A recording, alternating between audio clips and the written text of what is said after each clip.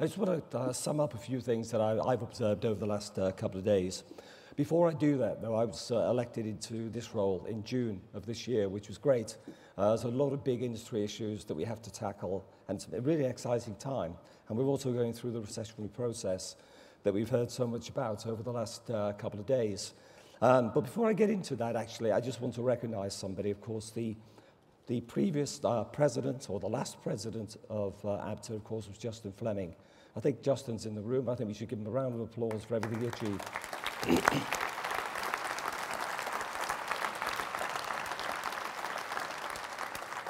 Thank you. Okay, just some brief observations on the convention, I think. I think it's been marvelously constructed. You know, we've had that balance of really great sessions on stage. We've had cruise, luxury, the master classes, and of course the showcase, and quite a complex program to put all this together, but I think you'd agree with me, it's actually worked perfectly. And of course the invaluable networking, particularly at 2 o'clock in the morning in the local bars. Just a few things. Remember yesterday Mark Tanzer spoke about the happy place. And I was thinking about that this morning, and sort of the combination of factors he brought out. I just want to remind us of what they were.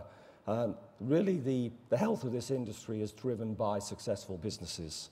And if you have that balance of successful businesses delivering quality products to confident customers who are well financially protected, that in turn, actually, in the environment of a low carbon footprint, creates more jobs.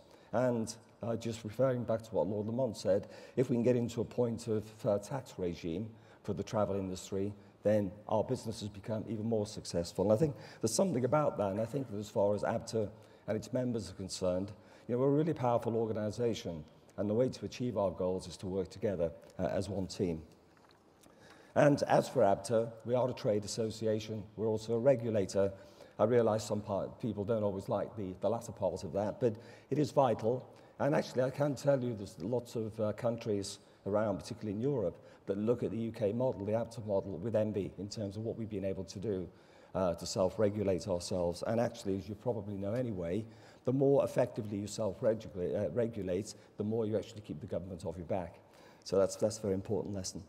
In terms of what ABTA stands for, I don't know if you know this, but consumer awareness of ABTA is very high indeed, over 70%. And there's a resonance with the ABTA name and trust and security.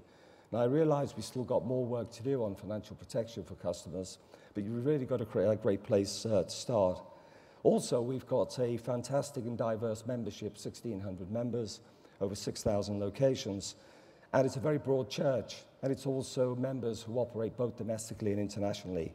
And the encouraging thing is we're still growing. We've got more and more new members coming in every week. I mean, the last big example, I suppose, was Royal Caribbean, which was announced very recently. So that's great that ABTA is seen to be the right place, particularly in times of adversity.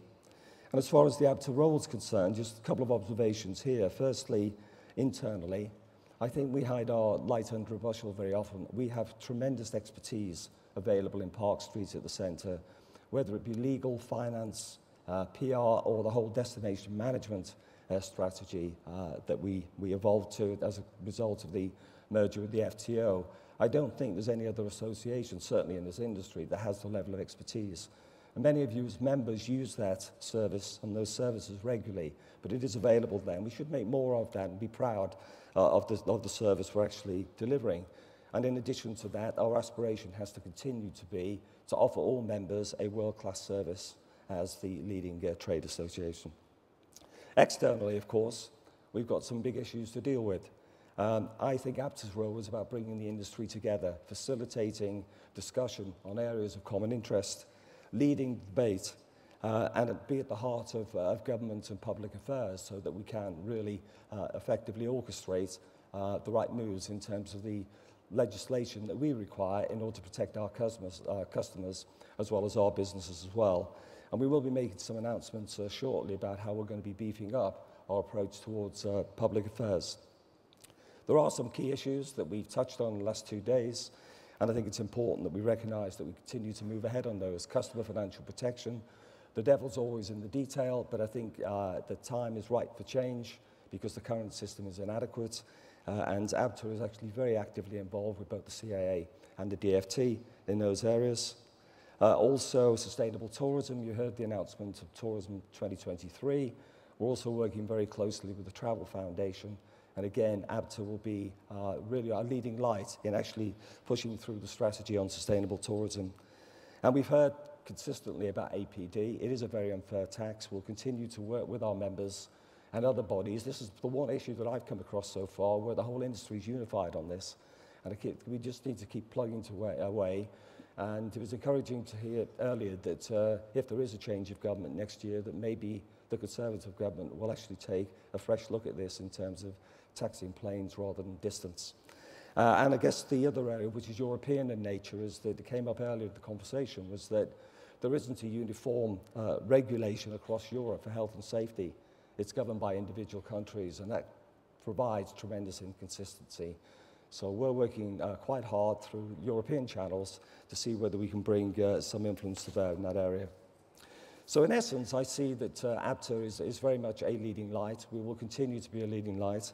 We want to not only work on developing the agenda, but actually promoting the agenda on behalf of all its members and for the broader industry as well. So just to summarize, the diversity of convention delegates shows how relevant ABTA is as the travel association, and we're relevant to every sector of the travel industry. ABTA is dedicated to leading the debate on key issues and delivering industry solutions, as well as promoting networking and business development for its members and the industry as a whole. ABTA is the year-round communication hub, and this convention, which I'm sure you will agree has been great, is its annual centerpiece. I'd like to thank you all for coming out to Barcelona. It's been a fantastic experience. Our speakers for their fascinating insights. And last but not least, I'd like to thank our moderator, Jeremy Vine. Jeremy?